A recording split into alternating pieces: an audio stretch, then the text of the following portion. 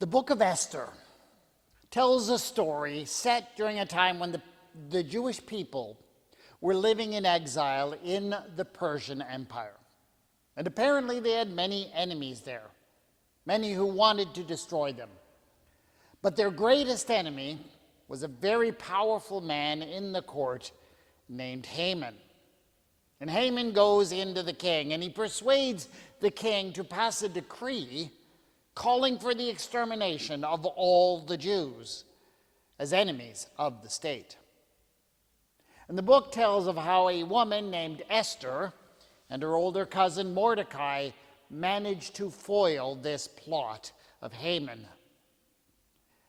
Esther is a beauty contest winner. She has become the principal wife and queen to the king, and this book tells the story of how she, guided by her wise cousin, uses her power and her influence to save the people from destruction. It's a great story, full of palace intrigue and tension and strategy, a wonderful, highly recommended read. But it is a story that comes up only once in the lectionary, the 3-year cycle of readings that often guides what we read in the church on each Sunday. And this one solitary reading from Esther falls on this Sunday. And the reading that is assigned by the lectionary is kind of the happy ending of the story. Thanks to Esther's wisdom and bravery, the Jewish people have been saved from their enemy. And Haman, their enemy, has been impaled on a pole that he built to impale Mordecai on in what appears to be a perfectly balanced justice. The people rejoice in their salvation. Just a wonderful, happy ending. But I have a little bit of a problem with the specific text that is assigned by the Revised Common Lectionary. See, according to the lectionary, what we're actually supposed to read is Esther, chapter 7, verses 1 to 6. Then we're supposed to skip over a few verses and pick up the story with verses 9 and 10. And then we're supposed to skip over an entire chapter and a half to then continue the reading in chapter 9, verses 20 and 22. Okay, maybe not a big deal. That part that we skip, probably we skip because it doesn't matter, right? Because nothing important happens, and, otherwise it would make the reading way too long, right?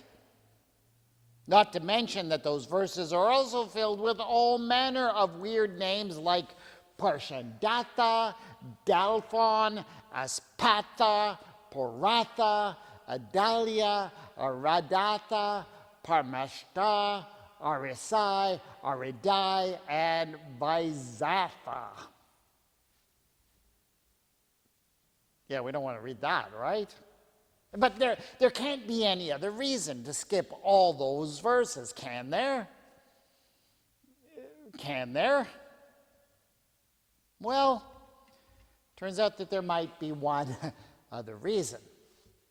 I actually chose to read not the assigned text from the book of Esther, but instead a few of those verses that we were supposed to skip.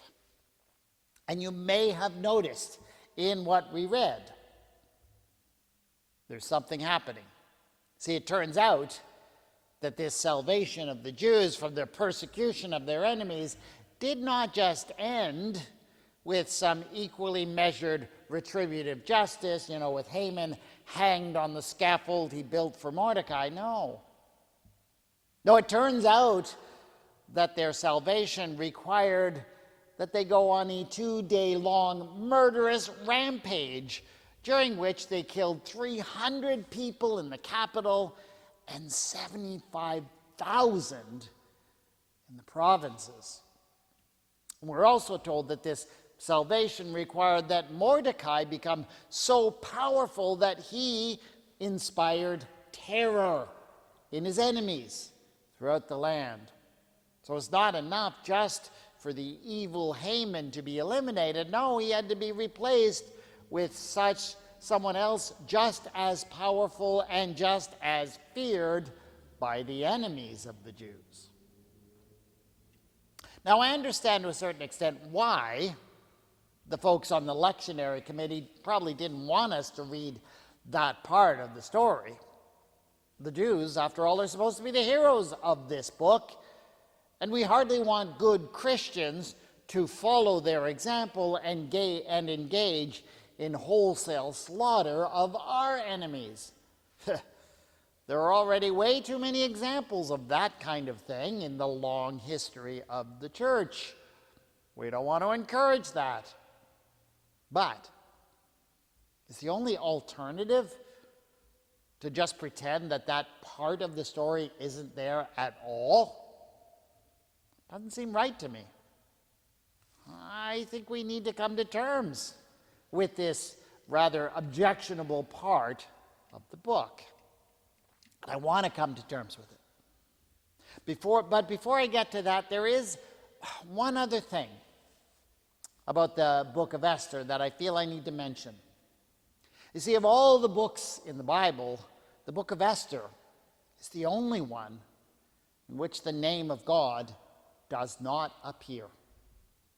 Oh, the Jews, including Esther, do certain religious things like fasting and holding festivals, but God and God's action never come into the story. No, never. The closest we get to God doing something is when Mordecai says, trying to persuade Esther to speak up, "If you keep silent at this time, relief and deliverance will arise for the Jews from another place, but you and your father's family will perish." That is generally taken as meaning that if Esther doesn't save the people, well, God will. But, of course, since Esther does end up speaking up, I guess apparently that means that God doesn't need to step in and save the people. So God is curiously absent from this whole story. Now, does that mean that God is not involved? Well, no. This is generally taken as a story of how God works behind the scenes and through the actions of other people to bring about salvation, even when apparently nobody even asked God to do it. I tend to read it that way too.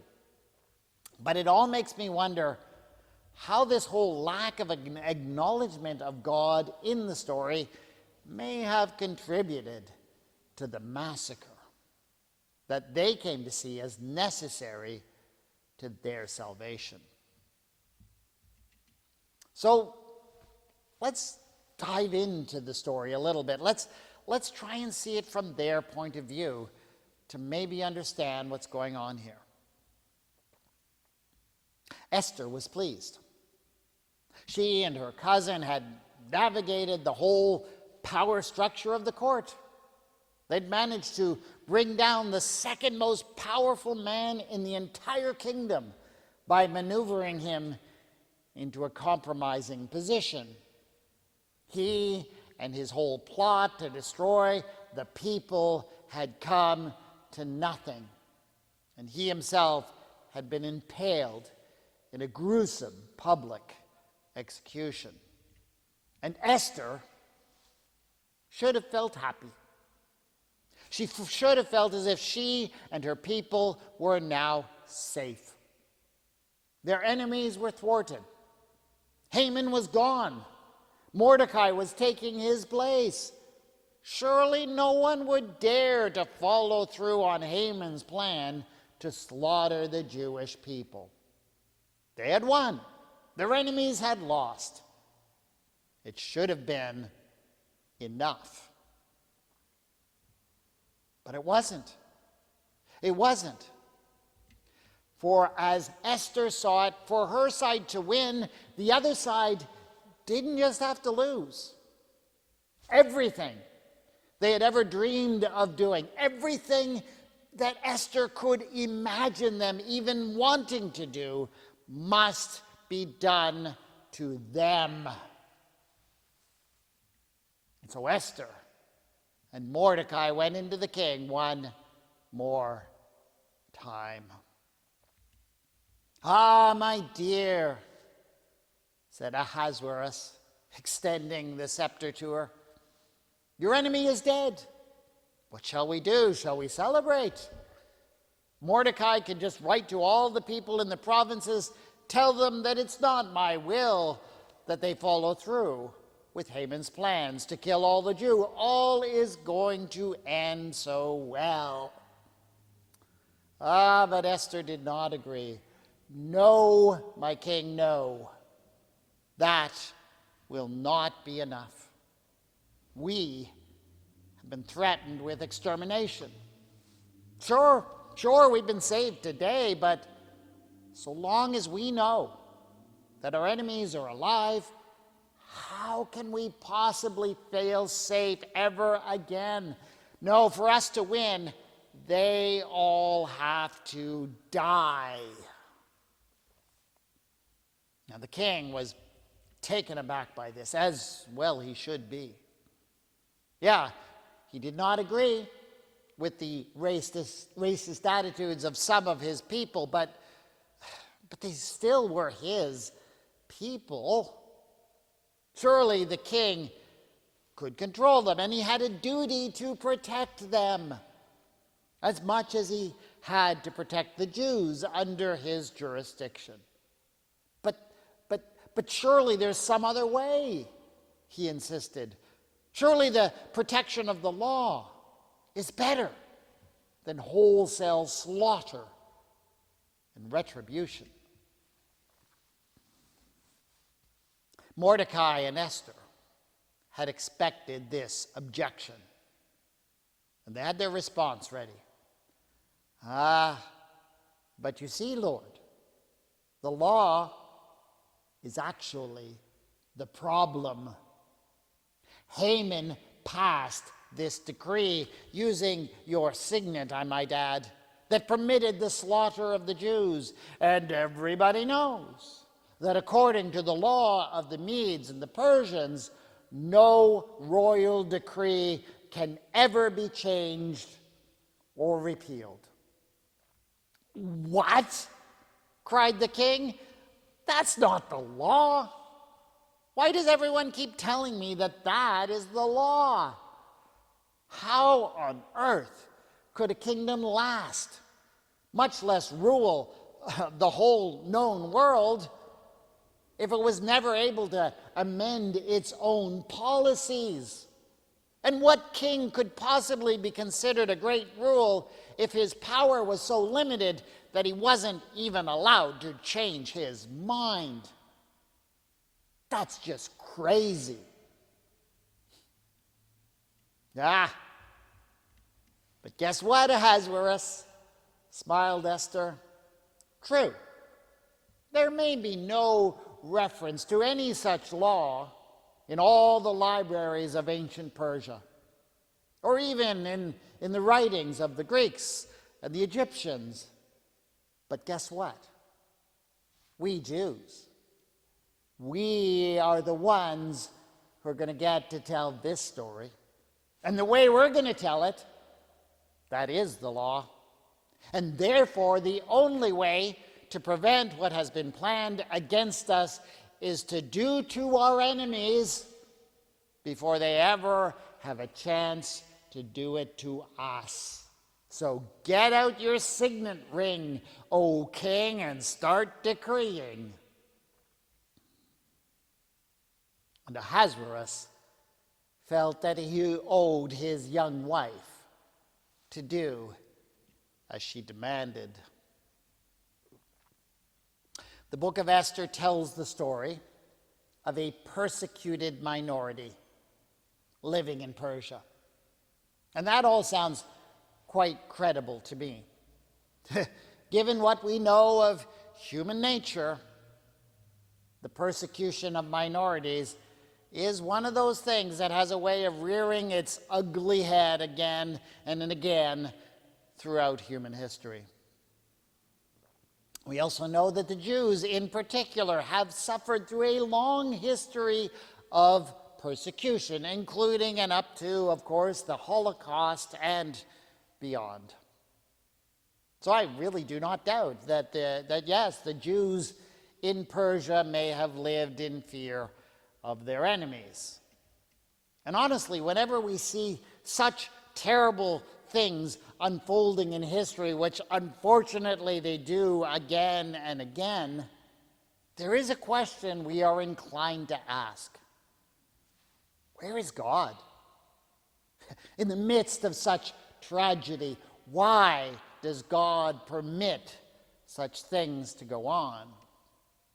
It's a good question. Well worth delving into, but it's not actually the question I want to delve in today. Instead, I want to notice something curious that often happens to people caught up in that kind of persecution. You see, at some point, they may decide that whatever God is up to, if God exists, they're not going to wait around for God to do something. They decide to move on and act as if God wasn't there, at least until God decides to show up. For example, many Jews during and after the Holocaust reacted exactly like that.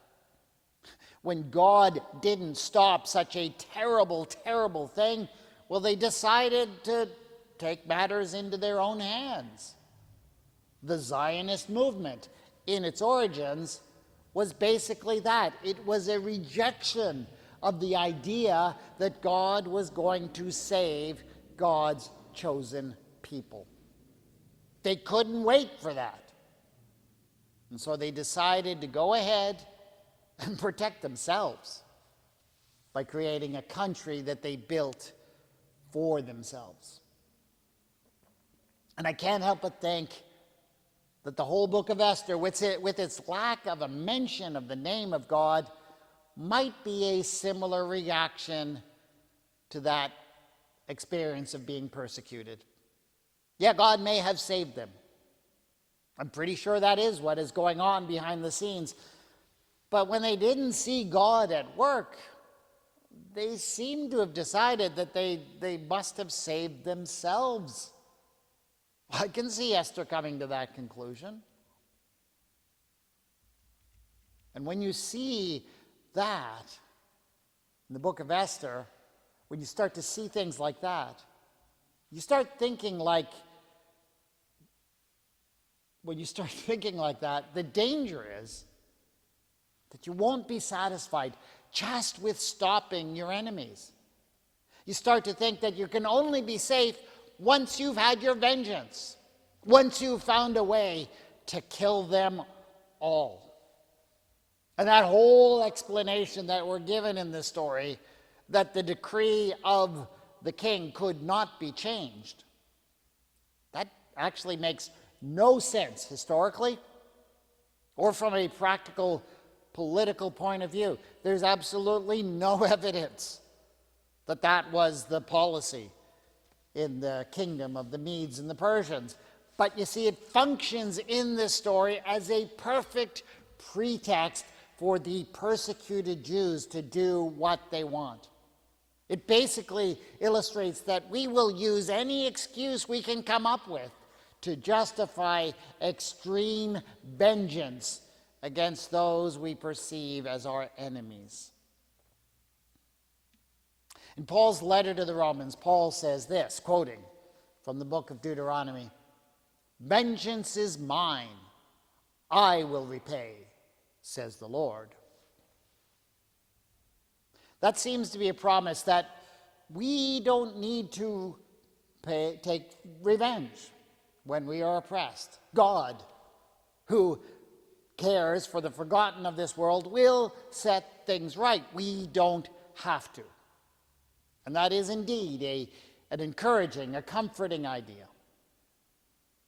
But what if it is a message that is not just meant to comfort us?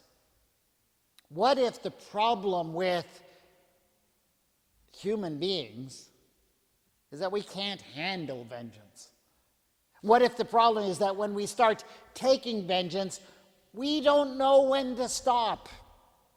And before you know it, 75,000 people are dead in the provinces of the Persian Empire. Maybe deep down, we have a need for God to take on vengeance because we can't handle it, because we don't know when to quit.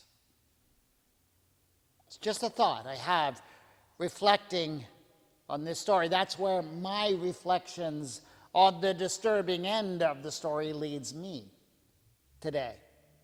And maybe you, when you struggle with this part of the story, and I think you need to struggle with this part of the story, maybe your reflections will lead you to another conclusion. But what I'm saying is that that's the point of having a passage like this. It is meant to disturb us. It is meant to force us to think critically about what seems to be a flaw in our human nature. And that's why, though most churches may gloss over this part of the story today, I think it's really important that it is there, because it is something that continues to shape human war, human destiny, to this very day. I mean, look around at what's happening in the world. We need to come to terms with what's going on here. Lord our God, thank you that you do take vengeance, that we don't have to fall into the trap of doing to our enemies before they can do it to us.